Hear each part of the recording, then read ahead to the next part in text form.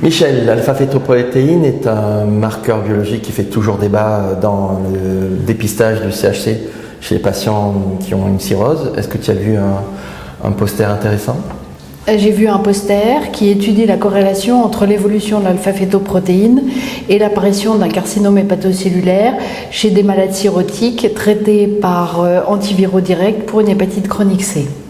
C'est une étude irlandaise, une centaine de malades, et ils ont étudié l'impact d'un traitement par antiviraux directs sur l'alpha-fétoprotéine. Et ils ont essayé de voir s'il y avait une corrélation à l'apparition d'un carcinome hépatocellulaire secondairement.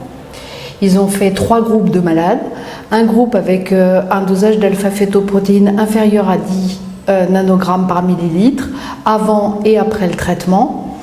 Un groupe avec une alpha-fétoprotéine qui était élevée, supérieure à 10 nanogrammes par millilitre, puis qui se normalisait après, et un groupe où l'alpha-fétoprotéine était élevée dès le départ et ne se modifiait pas après.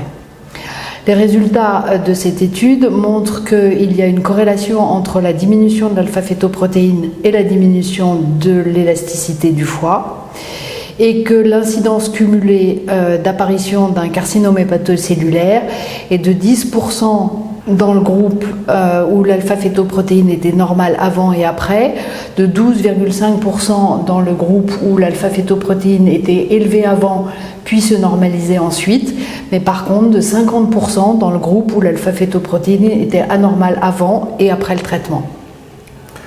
Donc en conclusion, dans ce groupe-là, il faudra aller peut-être un peu plus loin? Oui, je pense que en fait, la non-modification d'une alpha-fétoprotéine un petit peu élevée chez des malades qui ont été traités par antiviraux directs doit attirer notre attention et chez ces patients cirrhotiques, et peut-être qu'on doit aller plus loin et faire une IRM ou un scanner et non pas une simple échographie. Très bien, merci.